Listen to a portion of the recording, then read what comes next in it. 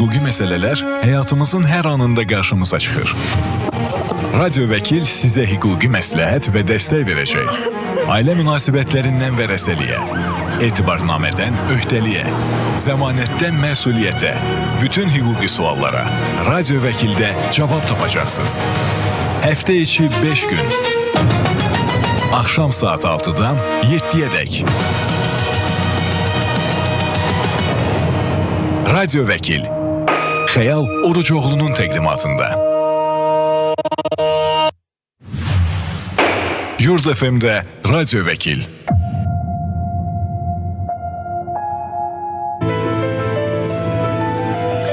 Hər vaxtınız xeyirli olsun. Həftənin ilk iş günündə, bazar ertəsində və bugün də sizinlə eyni vaxtda, eyni dalğada və eyni proqramda qarşı-qarşıyayıq və qeyd edim ki, siz Radio Vəkil proqramını dinləyirsiniz və studiyada sizinlə mən Xəyal Orucoğlu'dur. Bugün də sizi maraqlandıran məsələləri, sizi maraqlandıran sualları cavablandırmaq üçün buradayıq və qeyd edim ki, məlumatları olanlar bilir, olmayanlar üçünsə xatırladım ki, Radio Vəkil proqramı həftə içi 5 gün Yurd FM-də və axşam saat 6-dan 7-yə qədər yayımlanır. Biz studiyamıza vəkil qonaqlarımızı dəvət edirik və Vəkillər Kollegiyasının üzvü olan qonaqlarımız bizim, eləcə də sizin maraqlandıran suallarınızı cavablandırır. Bu suallar əsasında biz də verilişimizi qurmuşuq və sizin suallarınızsa fərqli mövzularla bağlı olur və sizi maraqlandıran istənilən məsələ ola bilər, hüquqla bağlı. Məsələn, vərəsəlikdən tutmuş, bizim anonsumuzda da qeyd olunduğu kimi, nə bilim, zaminliyə qədər, öhdəliyə qədər, nə bilim, eviniz var, adınıza keçirtmək istəyirsiniz və yaxud da ki, ailə münasibətlərində hər hansı bir məhkəmə ilə bağlı bir işiniz var və yaxud da ki, digər bu kimi məsələlərlə bağlı istənilən mövzunu bizdən soruşa bilərsiniz. Biz də hər dəfəsində sadəcə olaraq bir mövzu ilə verilişə başlayırıq və adətən həmin o vəkil qonaqlarımız da müəyyən mənada daha çox o işlərlə məşğul olduğu üçün, daha çox o işlərlə müəyyən mənada məhkəmələrdə çıxış etdiyi üçün onlara uyğun da bir mövzu seçmiş oluruq. Bugün də maraqlı bir mövzunu sizlə danışacağıq, sizlə bölüşəcəyik.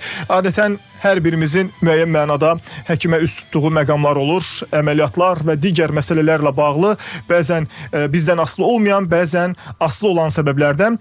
Bugün pasiyentlərdən danışacağıq. Pasiyent olaraq hansı hüquqlarımızdan xəbərsizik? Bax, bu mövzunu müzakirə edəcəyik və bunun üçün təbii ki, dediyim kimi, yenə də digər mövzularla bağlı da suallarımız var. Elə gün ərzində də bizə ünvanlanan suallar var, onları da səsləndirəcəyik və əlbəttə ki, veriliş boyunca da siz də öz suallarınızı bizim WhatsApp nömrəmizə göndərə bilərsiniz. Nömrəmizi xatırladım, 099 6 907 907. Bu bizim WhatsApp nömrəmizdir. Bir daha təkrar edirəm, 099 6 907 907 bizim WhatsApp nömrəmizdir. Bugünkü qonağımızsa Vəkillər Kollegiyasının üzvü vəkil xanım Əminə İsmailzadədir. Xoş gəlmisiniz, salamlayırıq sizi. Xoş gördük, hər vaxtınız xeyir olsun. Biz ötən həftədən sizi burada görmək istəyirdik, amma müəyyən sizdən və bizdən asılı olmayan səbəblərdən təəssüf ki, yəni şükürlər olsun ki, yenə bu həftə görə bildik sizi burada. Çox təəssüflər olsun ki, sağlamlığımla bağlı biraz problemlər var idi, ona görə Allah şəfa versin, narahat olmayın.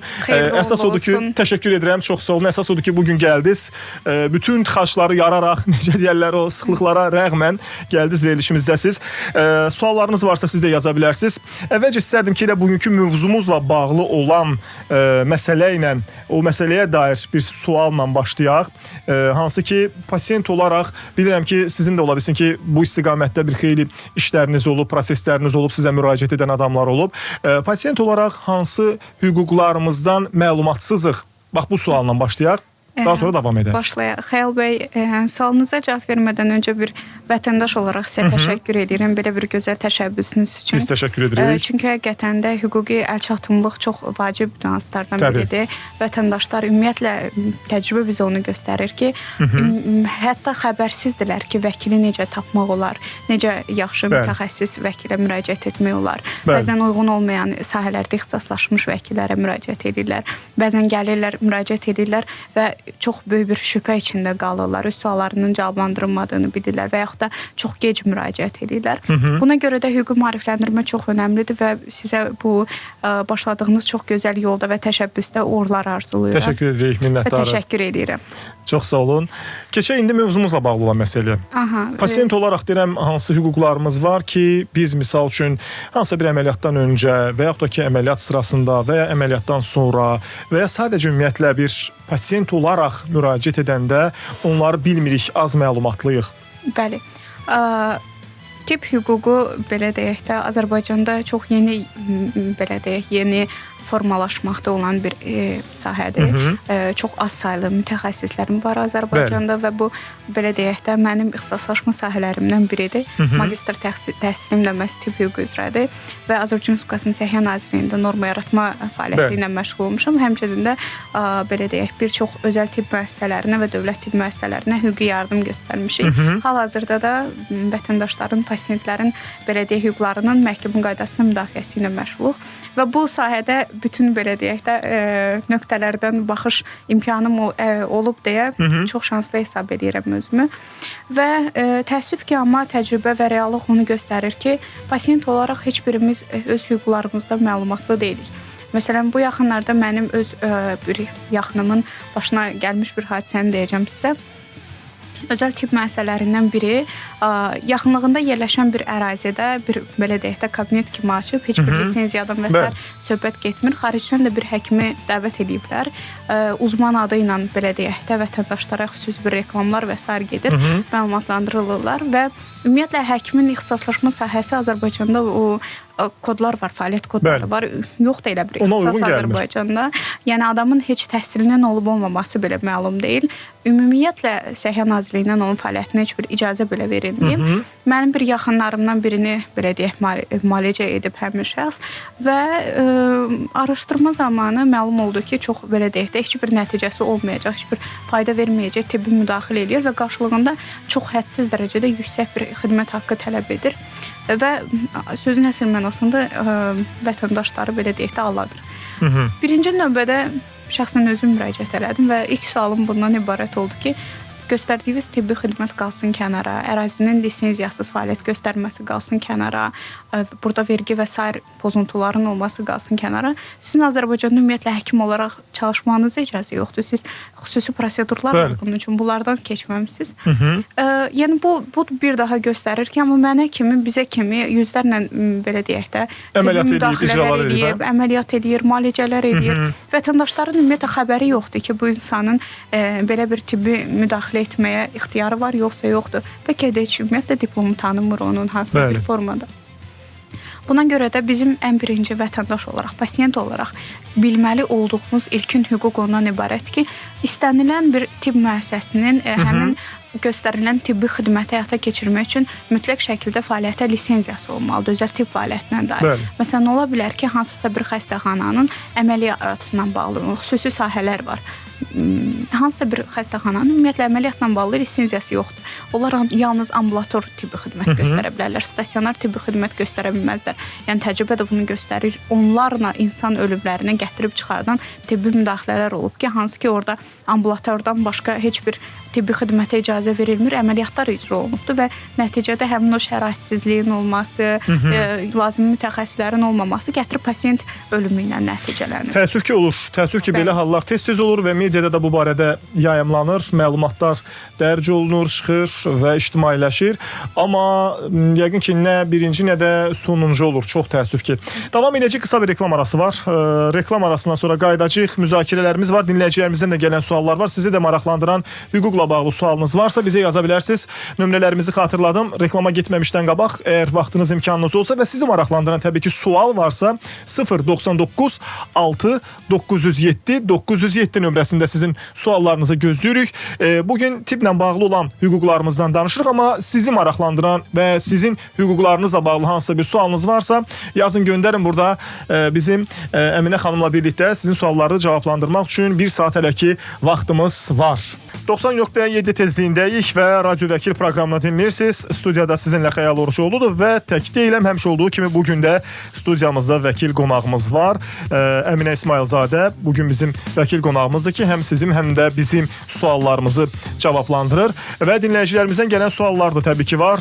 Baxmayaraq ki, biz bugün pasient olaraq hansı hüquqlarımızı bilirik, yoxsa yox, xəbərimiz var, yoxsa yox, bu barədə danışırıq. Çünki bəzən həkimə müraciət edərkən təəssüf ki, müəyyən hüquqlarımızdan bir o qədər də məlumatlı olmuruq və nəticədə də nə olur? Nəticədə elə öz bədənimiz, öz canımız, o necə deyərlər, təhlükəni özümüzdə hiss etmiş oluruq. Təəssüf ki, bəli. həkim səhvinin qurbanı biz oluruq. Və ünvanlanan suallar var, amma bu suallar sırf bu mövzumuzla bağlı olmasa belə biz hamısını səsləndirəcəyik. Sizi də maraqlandıran suallar varsa yeri gəlmişkən yaza bilərsiniz. 099 6 907 907 bizim WhatsApp nömrəmizdir. İlk suala keçid almaq istəyirəm. Deməli 7743 soruşur və sual belədir. Deyir ki, mənim qeyri-yaşayış obyektim var. 1939-cu ilin tikilisidir. Dövlətin qeyri-yaşayış obyekti olub, özəlləşdirmə zamanı özəlləşdirilib, texniki pasport və çıxarış verilib. Mən də deyir, qanuni sürətdə həmin şəxsdən almışam. Adıma yeni şəhadətnamə və texniki pasport verilib. 20 ildən sonra bu yaxınlarda daimi damını deyir dəyişib, mansard tipli etmişəm. Dəyişikliyi texnik pasporta əlavə etmək üçün müraciət etmişəm. İnventar büro deyir ki, yeni çıxarış vermək lazımdır. Amma ora mühafizə zonasına aid edilib. Bu nə qədər qanuna uyğundur? Xəyal bəy, sual tam dəqiq qeyd olunmayıb, amma ümumi olaraq buna belə bir cavab verə bilərəm. Ümumiyyətlə, istəyir yaşayış sahələri olsun, istəyirsə də qeyri-yaşayış sahələri olsun. Bu ərazilərdə tikintilərin aparılması, xüsusən də orada və yaxud da əvvəlcədən mövcud olan hər hansı bir tikintilərə dəyişikliklərin olunması bu ərazinin hansı, belə deyim də, tabeliyindən, əgər mühafizə olunan ərazidirsə, baxır hansı qurumun, hansı qaydada mühafizə olunan ərazidən gedir söhbət, hansı qurumun, belə deyim, nəzarətində olan ərazidir bu. Bunlar dəqiqləşdirilməlidir və indi biz vətəndaş sualını tam dəqiq yazmayıb ki, hansı qurum tərəfindən mühafizə olunur və bu həmin o, belə deyək də, hallarından çox asılıdır. Ona görə də tam dəqiq cavab vermək olmayacaq bu suala. Amma ümumi olaraq bildirmək istəyirəm ki, yəni bugünkü gündə əlimizdə vətəndaşlarda belə bir yanlış anlaşılma var ki, mənim əlimdə texniki pasport varsa, çıxarış varsa, mülk mənimdirsə, istədiyim formada orada hansı bir dəyişiklik eləyə bilərəm, istədiyim formada hansısa bir tikintini həyata keçirdə bilərəm. Elə buna uyğun olaraq bir təcrübədən danışmaq istəyirəm sizə. Vətəndaşlardan biri İçəri şəhər ərazisində ona məxsus olan, belə deyək də, şəxsi mülkündə çox belə yaxşı formada abadlaşdırma işləri aparmışdı və heç xəbəri yoxdur qanunvericilikdən ki, bura xüsusi mühafizə olunan bir ərazidir, qoruq idarəsi tərəfindən mühafizə olunur. Burada hətta çox sadə bir konstruktiv dəyişikliklər üçün belə mütləq şəkildə qurumdan icazə alınmalıdır və razılaşdırılmalıdır. Bunun kimi başqa bir ərazilərimiz və məsul qurumlarımız var. Ona görə də mütləq şəkildə, hətta başqa bir nümunə deyə bilərəm sizə ki, bir belə deyək də icarə müqaviləsi bağlanırdı, belə mühafizə olunan ərazilərdən biri ilə bağlı. Notarius imtina etmişdi ki, sizin qurumun mütləq şəkildə mühafizəni hansı ki, qurum icra eləyir, xüsusi nəzarətdədir. Onun razılığı mütləq şəkildə, yazılı şəkildə olmalıdır. Vətəndaş bundan çox ciddi bir şəkildə narazılığını bildirirdi ki, mənə məxsus olan əmlakı mən icarəyə verə bilmirəm. Niyə mən qurumun icazəsini almalıyam? Yəni bu işin hallarından... Dinləyicimiz yazıb ki, deyir, onu da qeyd edim ki, bütün qurumlar müsbət rəy veriblər və qanuna uyğun olmasını qeyd ediblər. Yəni o mansardın əlavə olunmasını qanuna hansı qurum ki, bəli, o mühafizə olunduğunu bildirir və ona imtina verirsə ki, yox, burada siz belə bir dəyişiklik eləyə bilmərsiniz və biz o dəyişikliyi qeydiyyata almırıq, belə deyək, texniki pasportu yeniləmirik. Bununla bağlı həmin o imtina qərarından inzibati qaydada məhkəməyə müraciət edib, şikayət edib, mübahisələndirə bilər. Bəli, qərardan şikayət olunur.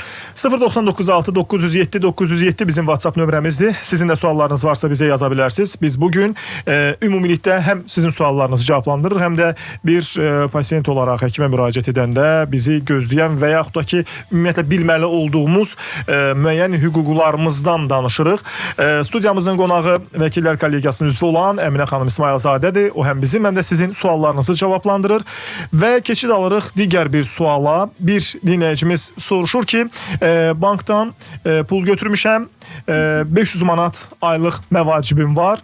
Amma misal üçün məsələn təqribi yazıb ki, məsəl üçün bankdan 1000 manat pul götürmüşəm, deyək ki. Belə olan halda mən deyək ki, o 500 manat maaş aldığım işdən bu bankın kreditini ödədiyim müddətdə azad edilsəm, bank mənə o işdən azad yəni işlədiyimə görə veribdi, o deyir krediti mənə. Bank mənə deyir müəyyən bir güzəşt və yaxud da ki, müəyyən bir müddət, möhlət vermə imkanı varmı ki, misal üçün mən yeni bir işə düzələnə kimi heç olmasa o krediti sonradan ödəməyə başlayayım? Bəli. Banklar tərəfindən ümumiyyətlə vətəndaşlara hansısa bir əsasla istir istehlak kreditlərinin verilməsi olsun, istir biznes kreditləri və s.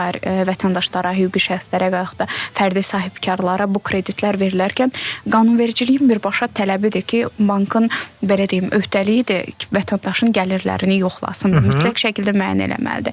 O dediyimiz 500 manatlıq əmək haqqı alıram, bunu yoğun olaraq kredit verilməsi isə ondan ibarət ki, icra haqqında qanuna əsasən şəxsin aldığı əmək haqqından tutulmaların maksimal məbləği var və bank tərəfindən məsələn vətəndaş o dediyimiz məbləğlər də vətəndaşa ayrıla biləcək kreditin ümumi məbləği də hesablanarkən banklar birinci növbədə buna əsas tuturlar ki, sabahları vətəndaş ödənişi həyata keçirtmək iqtidarında olmayanda onun əmək haqqısından, yəni təbii ki də qanunvericilik var və onun əmək haqqından bugün 500 manat maaş alırsa, 500 manatın hər biri tutula bilməz onun əlindən alına bilməz. Bu məbləğ 50% ilə məhdudlaşdırılır. Yalnız aliment və sair nüanslarla bağlı qanunvericilikdə istisna var. Bu faiz məbləği artırıla bilər, amma banklarla bağlı bir mənalı olaraq həmin borc tələbi yalnız əmək haqqının 50% miqdarda tutulma həyata keçirilə bilər.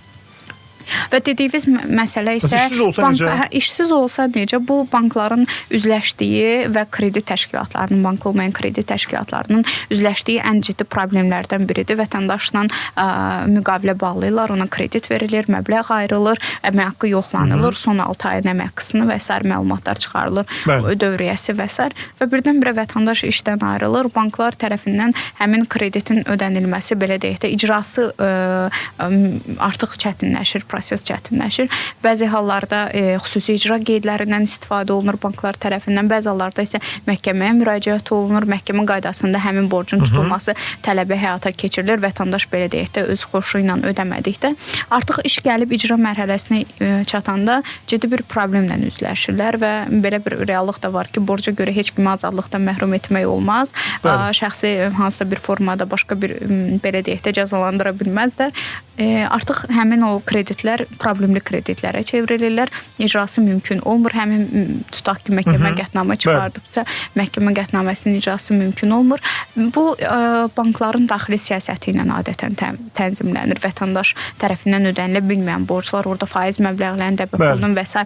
hesablanma qaydası var. Təbii ki də bu yenə də işin hallarından bankla və yaxud da bank olmayan kredit təşkilatı ilə vətəndaş arasında bağlanmış müqavilənin şərtlərindən də çox asılıdır. Bəzi hallarda banklar daxili siyasətlərində fərqli mövqeyə çıxış elətdirirlər. Məsələn, görürlərsə ki, əgər artıq heç bir iş yeri yoxdursa, icra mümkünsüzsə, daxili hansısa bir güzəşt eləyə bilirlər. Amma burada da yenə də belə deyək də, boşluq vətəndaşın xeyrinədir. Yəni, çünki orada sənədləşmə prosesi vaxt aparır. Bank özü birbaşa heç bir proses icra eləyə bilməz. Birinci müraciət edir məhkəməyə. Məhkəmədən sonra iş keçir icra mərhələsinə. Başlayır icra proseslərini həyata keçirtməyə, axtarış və s. görürlər ki, vətəndaşın məsələn aktiv əmək müqaviləsi varmı, yoxmu və yaxud da artıq tutulma mümkünsüzdür. Bir dəfə könüllü icra ilə bağlı ona müraciət göndərilir. Sonra başlanılır digər icra proseslərinə. Banklar isə bu halda eləyə biləcəkləri yeganə bir şey, belə deyək də, icra qurumlarını yaxşı mənada bezdirmək olur ki, tez-tez müraciət edib. Pulumu versinlər, hə? Bəli, ancaq elə olur. Və yaxud da bəzi banklar da təcrübəmiz onu göstərir ki, özləri öz problemlərini həll etməyə çalışırlar. Məsələn, düşünür ki, vətəndaşın real olaraq tutulma mənbəyi yoxdur. Onun hansısa bir formada real həmin məhkəmə qərarının icrası mümkünsüzdür. O halda müəyyən bir güzəştlərə gedirlər. Daha hansısa bir razılaşma olur. Artıq vətəndaşla aralarında məcbur qalanda bəli. 099 6907 907 bizim WhatsApp nömrəmizdir. Radio Vəkil proqramını dinləyirsiniz. Studiyada sizinlə mən Xəyal Orucoğludur və bugünkü vəkil qonağımız Əminə İsmailzadədir. O həm bizim, həm də sizin suallarınızı cavablandırır. Sizin də hüquqla bağlı suallarınız varsa bizə ünvanlayın. Biz də burada səsləndirək. Birlikdə hüquqi bir maariflənmə istiqamətində maraqlı məlumatları qanunda hansı formada necə yazılıb və necə etmək lazımdır. Həm bunları öyrənmiş olaq və əlbəttə ki, həm də özümüzə aid olan müəyyən məsələlərə bir aydınlıq gətirmiş olaq. Dinləyicilərimizdən gələn fikirlər də var. Deyir ki, mən hüquqşünasam tələbi olanda bizə müəllimlər qeyd edirdilər ki, tibbdə olan hadisələri sübut etmək çox çətin olur. Bəli, çox çətin olur. Niyə? Çünki nə hakim, nə vəkil, nə prokuror nə də başqa bir şəxs. Bunlar heç biri həkim deyillər. Araşdırma zamanı məsələn mən öz təcrübəmdən sizə deyəcəm. Hansı bir xəstəxanaya tibbi xidmət göstərəndə biz orada daxili araşdırma həyata keçirdirdik, daxili nəzarət funksiyasını və vətəndaş şikayəti gələndə biz vətəndaşı da dinləyirik, amma hər bir halda vətəndaşın şikayət etdiyi həkimi də dinləyirik. Məsələn, əgər tibb müəssisəsinin tərəfindən çıxış ediriksə, amma hər zaman belə bir psixologiyada reallıq var ki, hər kəs müdafiə belə deyim də mövqeyində olur. Həkimlər xüsusən də barəsində şikayət gəlibsə, hər bir halda özünü haqlı çıxartmağa çalışır və biz orada tibb mütəxəssisi olmadığımıza görə artıq hüquqşünas mövqeyindən biraz kənarlaşmalıyıq mütləq şəkildə. İşə hüquqşünas olaraq baxmamalıyıq. İlkin növbədə əgər ehtiyac varsa konsilium təşkil olunmalıdır. Başqa bir mütəxəssis həkimlərdən rəy alınmalıdır. Doğrudan da bu gətirdiyi argument doğrudurmu? Argument doğrudurmu? Beynəlxalq protokollar var. Azərbaycan Respublikasında həmçinin tətbiq olunan Səhiyyə Nazirliyinin müxtəlif belə deyim də protokollar var ki, hansısa bir xüsusi əməliyyatlarla bağlı, tibbi müdaxilələrlə bağlı doğrudan da bu protokollara əməl olunubmu həkim tərəfindən və yaxud da hansısa bir tibbi müdaxilə olunur, vətəndaşa əvvəlcədən bildirilir və bu beynəlxalq təcrübə ilə də, beynəlxalq qanunvericiliklə də, milli qanunvericiliklə də belə bir reallıq var ki, misal üçün deyirəm, reanimasiya hazırlanması zamanı pasiyentə anesteziyanın verilməsi zamanı hamımız bilirik əslində, amma heç kim bunu qəbullamaq istəmir ki, o anesteziya prosesində vətəndaşın ölümü ilə nəticələnə bilər. Pasiyentin ölümü ilə nəticələnə bilər. Dozanın çox olması.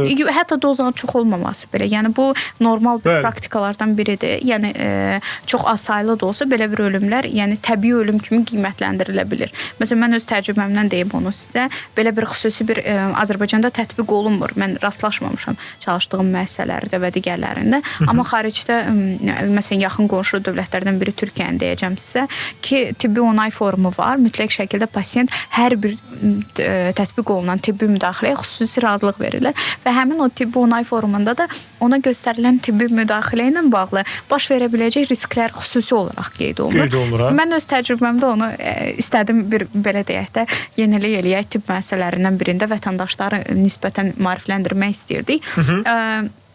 Reanimasiya ilə bağlı xüsusi formada hazırladıq.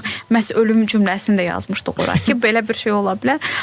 Bir neçə pasiyentdən sonra artıq tibb müəssisəsinin rəhbərliyi mənə müraciət elədi ki, xahiş edirəm, biz belə getsək, biz ümumiyyətlə bir ay ərzində heç bir tibbi əməliyyat eləməyəcəyik, müştərilər əldə. Amma halbuki bu risklər var amma yəni. Risklər var və mən sizə bir şey deyim ki, real olaraq yəni təcrübə onu göstərir, hüquqi tərəfini demirim, təcrübə onu göstərir ki, bütün xəstəxanalarda pasiyent əvvəlcədən anestezioloq tərəfindən hazırlanılır tibbi xidmətə və ona bildirilir şifahi olaraq ki, baxın, belə bir halla rastlaşa bilərsiniz, bu ola bilər, yəni belə deyim də, hansısa bir ağırlaşma ola bilər səhhətinizdə. Vətəndaş bundan şifahi olaraq razılıq bildirir, amma yazılı olaraq həmin məsuliyyəti üzərinə götürmək istəmir. Çox ciddi məsələdir əslində və həm də müəyyən mənada doğrudan da o vizual olaraq siz demiş o yazını görəndə adam fikirləşir ki, mən burada hardasa elə özüm öz əlimlə ölümümə imza atmış oluram. Bura tibb verilişi deyil, amma biz hüquqdan danışırıq. Radio vəkildir studiyada, efirdə, veriliş olaraq, proqram olaraq, amma tibb tərəfini danışırıq bu dəfə. Yəni hüququn tibbi nöqteyi nəzərdən olan tərəflərini danışırıq. Amma əlbəttə ki, sizi maraqlandıran suallarla bağlı bizim vəkil qonağımıza Əminə xanım İsmailzadəyə suallarınızı verə bilərsiniz, ünvanlaya bilərsiniz. O sualları da cavablandırmaq üçün həm vaxtımız, həm də imkanımız var və dinləyicimiz belə maraqlı bir sual yazıb. Deyir ki, anamın adına vauçerlər var, hansı ki, vərəsiyə olaraq övladlarının adına keçirmək istəyirik ki, bunun üçün də müəyyən problemlərlə üzləşib dinləyicimiz. Yazıb ki, anam da, atam da, yəni anamdan daha əvvəl rəhmətə gedib. Anamsa deyir, həyatda olduğu müddətdə vauçer alıb. İndi deyir, onu istəyirik ki, keçirdək övladları öz adına və vauçerlərdən istifadə edək. Digər ki, deyir, indi deyir, anamın deyir, atasının şəhadətnaməsini, doğum şəhadətnaməsini özdə istəyirlər. Özdə keçmiş Gürcüstan SSR-sindən, hansı ki, keçmişdə yəni adamın nə vaxt doğulduğu da bəlli deyil. Deyir, bunu necə deyil? Ümumiyyətlə, bizdən bunun tələb edilməsi, notarial qaydada bunun istənilməsi doğrudurmu? Çox aktual mövzulardan birinə toxundunuz, hansı ki, vərəsəlik mövzusu hər kəsin, belə deyim də, həssas məqamlarından biridir. Niyə? Çünki biz Azərbaycanlılar olaraq heç bir zaman sənədləşməyə meyilli, belə deyim də, psixoloji ideologiyaya sahib deyilik. Vaxtında hər bir şeyi icra edən, vaxtında öz adımız olan əmlaklar barəsində sərəncam vermək, miras barədə qeydlər aparmaq və s. Bunları vaxtında heç bir şey icra eləmirik və sonda hansısa bir ailə üzvlərindən biri dünyasını dəyişəndə artıq ortaya belə bir problemlər çıxır. Bəli. Tam buna uyğun olaraq bu yaxınlarda bir təcrübə ilə rastlaşmışdıq. Orada da eyni bir vəziyyət idi. Sizinkindən fərqli olaraq bu həmin sualı da cavablayacağam. Bizə müraciət edən vətəndaşın hətta xəbəri yox idi ki, onun başqa bir qardaşı var. Notariusa müraciət edərkən miras açılsın. Təsəvvür edin ki, cəmi bir əmlak mövcud idi. Əminəm ki, dinləyicilərdən kiminsə bir oxşar bir tarixçəsi olmuş olacaq bundan. Vətəndaşın cəmi bir miras əmlakından söhbət gedir. Ata dünyasını dəyişir və həmin əmlak oğluna qalıb təbii ki də. Oğlu qalır illərdir həmin mənzildə ata ilə birlikdə və təbii olaraq da oğul çox bir belə deyim də maddi sıxıntıya düşmüşdü. Təbii olaraq da ehtiyac duyurdu ki, getsin əmlakı satsın. Əmlakı satmaq anında birdən ağlına gəlir ki, mən heç ümumiyyətlə əmlakı adıma keçirtməmişəm, miras açılmayıb və sən. Notariusa müraciət edir. Notarius mirasın açılma məqamında bildirir ki, sizdən başqa da mirasçı mövcuddur. Həmin mirasçı ya gəlib ümumiyyətlə imtina etməlidir, yaxud da satılmalıdır, bölünməlidir. Ya miras payından imtina etməlidir. Yəni burada məcburi pay hüququ var. Baxmayaraq ki, həmin övlad ümumiyyətlə hətta Azərbaycanda deyildi. Bir təxminən 30 ildən çox biz sorğu verdik Daxili İşlər Nazirliyinə. 30 ildən çoxdur ki, Azərbaycana gəlmir həmin adam. Düşünün vətəndaşın burada vəziyyətini. Miras açılsa, orada məcburi pay hüququ var deyə əmlak paylı mülkiyyət olacaq və vətəndaş həmin əmlakı ümumiyyətlə sata bilməyəcək. Çünki başqa birinin orada mülkiyyəti var.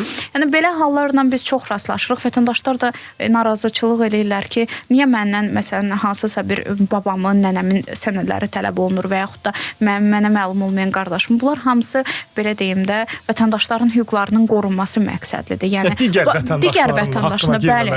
Burada ola bilsin ki, o düşünür ki, məsələn fikirləşir ki, nənə baba məsələn ola bilsin həyatın dünyasını dəyişir və yaxud da sağ olmuş ola bilər. Notarius axı həmin şəxslərin sağ olub olmadığını müəyyən edə bilən qurum deyil. Düzdür, onların müəyyən bir belə deyim də sorğular vermək səlahiyyəti var. Bəzi portallara, bəzi məlumat bazalarına onların girişləri var aktiv. Amma onun eyni zamanda qanunvericiliklə mirasın açılması üçün tələb olunan sənəd siyahısı var ki, miras açılmasını tələb edən şəxs həmin o varislərdən biri belə deyək də. Miras açılması ilə bağlı müraciət edir ki, bütün zəruri sənədləri təqdim etməlidir. Bu halda isə vətəndaş əgər ümumiyyətlə həmin sənədləri belə deyək də aşkarlaya bilmirsə, ona məlum. Bəzən ola bilər ki, heç nənə babanın kim olduğunu vətəndaş bilməsin. Belə bir hallarla rastlaşırıq. Bəzən ola bilər ki, heç onun ölüm tarixi barədə məlumatı olmasın. Hətta reallıq onu göstərib biz belə bir halla da rastlaşmışıq ki, nənə baba dünyasını dəyişib hansısa biri heç onların ölüm şəhadətnaməsinin belə alınmadığı hallar olur. Yəni bunlar vəziyyəti düzdür biraz da çətinləşdirir. Bu halda vətəndaşın etməli olduğu müvafiq qurumlara sorğular verməkdir. Həmin o şəxslərlə bağlı belə deyək də orada necə ki övladının mirasla bağlı hüququ var, məcburi pay hüququ var. Həmin ölmüş şəxsin və valideynlərinin də valideynləri də mirasçı hesab olunurlar, varis hesab olunurlar deyə onların da müvafiq sənədlər təqdim olmalıdır ki, bunlar doğrudan da dünyasını dəyişibdir və yaxud da sağdırsa imtina mı verirlər, mirası qəbul mü edirlər və s. Bu sənədlər hamısı notariusa təqdim olunmalıdır. Əgər sənədlərdən o belə deyək də sorğulardan müsbət bir nəticə əldə eləmirsə, yalnız əlində olan sənədlərlə notariusa müraciət edir. Yenə də artıq burada notariusun artıq belə deyək də vəzifə öhdəliyidir ki, digər nüansları araşdırsın. Əgər imtina verəcəyi halda bəzən vətəndaşlar fikirləşirlər ki, yox artıq mən hansısa bir sənədimdə çatışmazlıq varsa, mən getməməliyəm notariusa, mənim elə sənədim belə deyək də həmişə açıq qalmalıdır, miras həmişə açıq qalmalıdır, miras açılmamalıdır və yaxud da ki, o əmlak elə ölmüş şəxsin adında qalmalıdır illərinə. Xeyr, belə bir şey deyil. Bunun üçün belə deyim də birinci növbədə əlində olan və mümkün belə deyim də bacardığı sənədlərlə, toplaya bildiyi sənədlərlə müraciət edir notariusa, mirasın açılması ilə bağlı rəsmi qaydada müraciət edir və o rəsmi müraciətinə notarius tərəfindən müsbət və yaxud da mənfi bir cavab gəlir. Müsbət gəldikdə nə gözəl, miras açılır, bu sənədləşmə həyata keçirilir. Mənfi cavab gəldikdə isə məsələn bu кейsdə artıq ola bilsin ki, mənfi cavab gəlsin. Notarius tərəfindən imtina gəlsə ki, siz hansısa bir sənədi belə deyək də natamam şəkildə təqdim etmisiniz. Bu halda həmin həmin o imtina qərarından məhkəmə qaydasında müraciət etməlidir və orada məhkəmə doğrudan da sübut etməlidir ki, bu sənədin verilməsi mümkünsüzdür. Yəni o sənədi əgər əldə etmək mümkünsüzdürsə, bu vətəndaş belə deyim də qala bilməz axı belə bir vəziyyətdə. Bu artıq inzibati orqanın, məhkəmənin belə deyək də araşdırmasına məhkəmə qərar verə bilər ki, məhkəmə qərar verə bilər ki, notariusun üzərinə belə bir öhdəlik qoya bilər ki, bu sənəd əldə olunması bu qədər doğrudan da çox saylı məhkəmə proseslərimiz olubdu bizim. Və həmin qərarla da gedir notariusun üstünə, deyir ki, qardaş məhkəmə mənə okey verir. Notarius icra eləyir qərarı ki, vətəndaşın hüququ pozula bilməz. Yəni hansısa bir sənədi vətəndaş əldə eləyə bilmirsə, amma bunu da doğrudan da məhkəmədə sübut etməlidir ki, mən hansısa bir quruma müraciət etdim və yaxud da mənim ümumiyyətlə səlahiyyətlərimdən kənardır bu məlumatları aşkarlamaq. Bu halda məhkəmə qərar verir və bununla da belə deyək də proses yekunlaşır. Deyir ki, Sovet vaxtının uşaq yığımı çekləri var. Onları indi ala bilərəmmi? Belə bir sual ünvanlayıb dinləyicimiz. Sovet vaxtının uşaq yığımı çekləri var. Yəni uşaqlar üçün hansısa bir voucherlər, çeklər nəzərdə tutur. Deyir, onları indi ala bilərəmmi? Uşaq yığımı çekləri biraz belə deyək də qanunvericilikdə olmayan bir anlayışdır. Biz belə deyim də Azərbaycan Respublikasında hansısa bir müavinətlərlə bağlı və sair digər ödənişlərlə bağlı geriyə tələblə bağlı danışa bilərik. Bu qanunvericiliklə o müddətlər belə deyim də müavinətin növündən və sair olaraq məhdudlaşdırılır və o baxmaq lazımdır. Ümumiyyətlə mən açıq deyim, mənim yaşadığım dönəmin belə deyim də prosesi deyil deyə mən o qanunvericiliyi də bilmirəm. Həmin o sənədlər müavinət mi sayılıb, yoxsa başqa bir belə deyim də hüquqi adımı var, o barədə dəqiq deyə bilmərəm. O yalnız ondan sonra tələblə bağlı. Əksər hallarda bu belə deyək də qanunvericilikdə son 3 ilindən məhdudlaşdırılır. Yəni yenə deyirəm, dəqiqliyi ilə cavab verə bilməyimiz üçün ümumiyyətlə o sənədləri görmək lazımdır. Çünki hal-hazırda aktual olan bir sənəddən söhbət getmir. 099-6-907-907 bizim WhatsApp nömrəmizdir. Suallarınız varsa bizə yaza bilərsiniz. Burada cavablandırmağımız üçün bugünkü vəkil qonağımız Əminə İsmailzadədir. O həm bizim, həm də sizin suallarınızı cavablandırır. Hüquqla bağlı sizi maraqlandıran sənədləşmə, nə bilim vərəsəlik, ailə məsələsi və yaxud da ki, zamin durmusuz bankla bağlı hər hansı bir yaranmış sizi maraqlandıran sual göndərin gəlsin 099-6-907-907 WhatsApp nömrəsində gözləyirik. Qısa bir aradan sonra qayıdacağıq. Radio Vəkil Yurd FM-də davam edir. Qaldığımız yerdən davam edirik. Radio Vəkili dinləyirsiniz. Yurd FM-də 90.7 tezliyində bizi dinləmə imkanınız var. Bugünkü qonağımız qeyd edim ki, Əminə İsmailzadədir. O həm bizim, həm də sizin suallarınızı cavablandırır. Dinləyicilərimizdən gələn suallar var. Onlara keçid alacağıq indi. Çox qısa bir arada onları eşitmək və cavabını almaq imkanımız olacaq.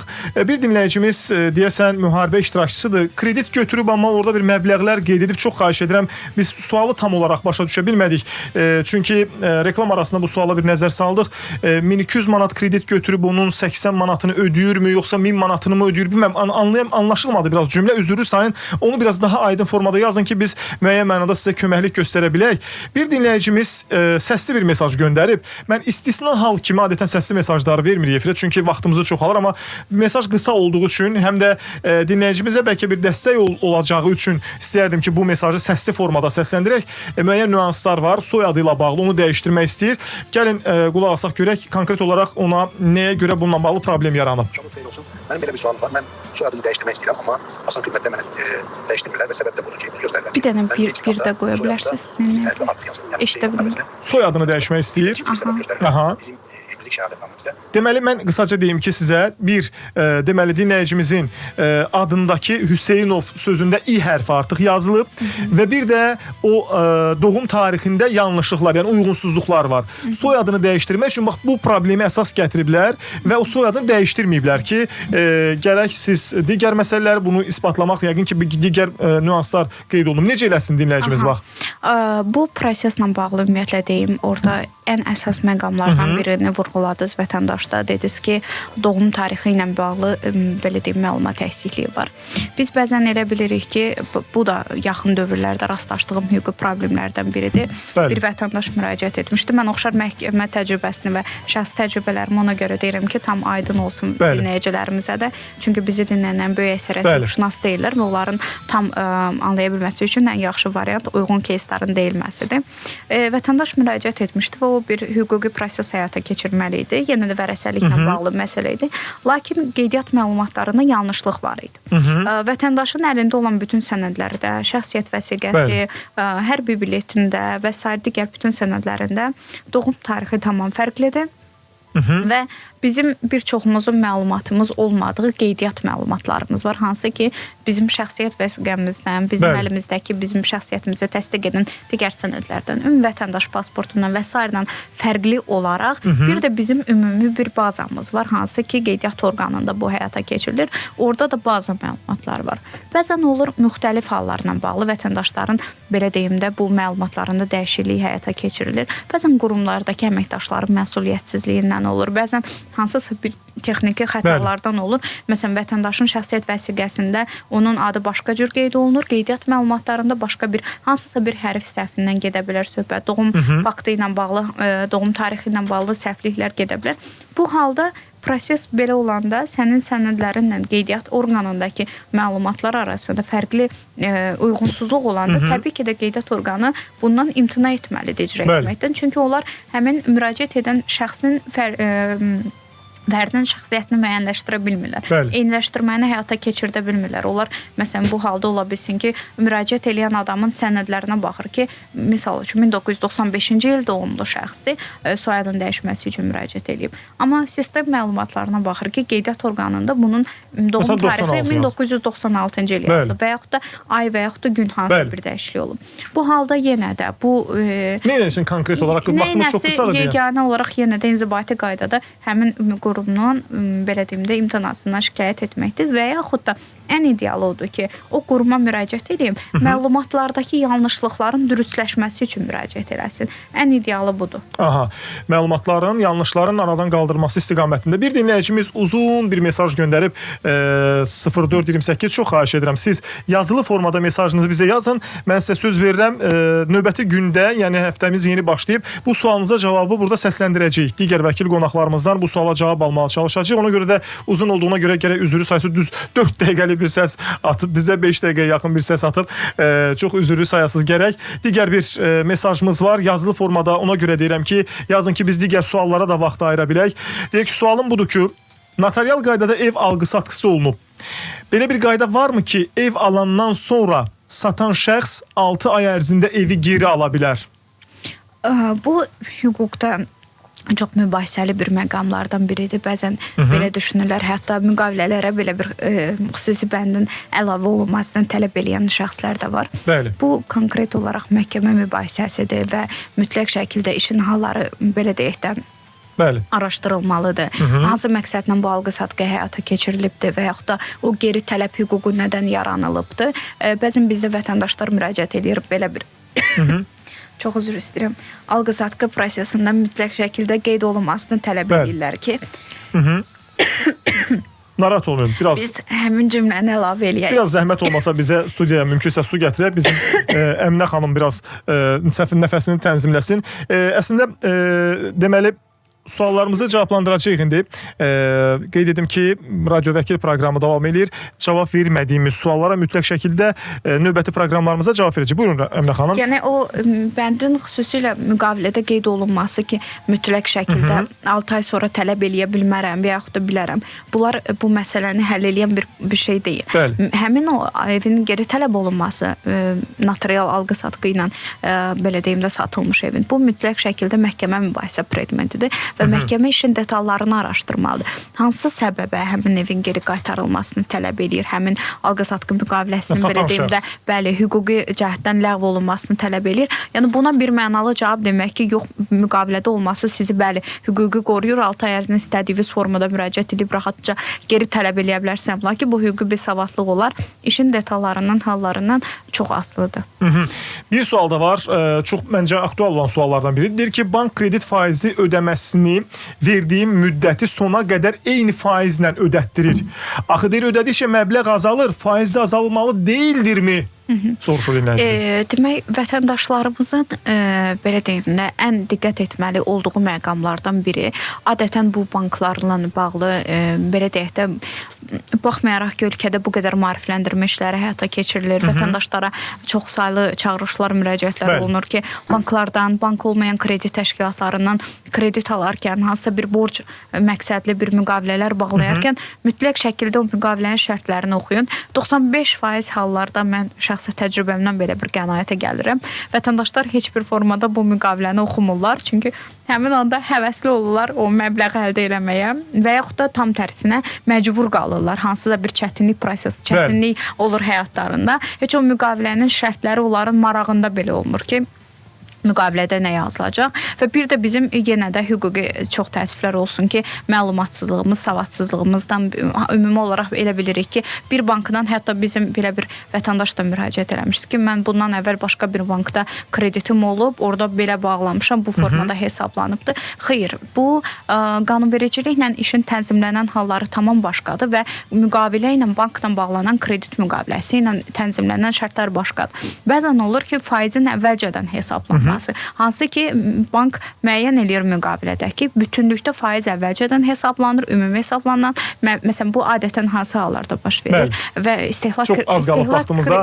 Ümumi olaraq belə deyim də, müqavilənin şərtlərindən asılıdır. Qısa cavab. Orada yəni müqavilə şərtində var ki, yəqin ki, azalmır faiz. Bəli. Ona görə diqqətli olmaq lazımdır. Diqqətli olmaq lazımdır ki, belə müqavilələrdə sonra başımıza müəyyən oyun gəlməsin.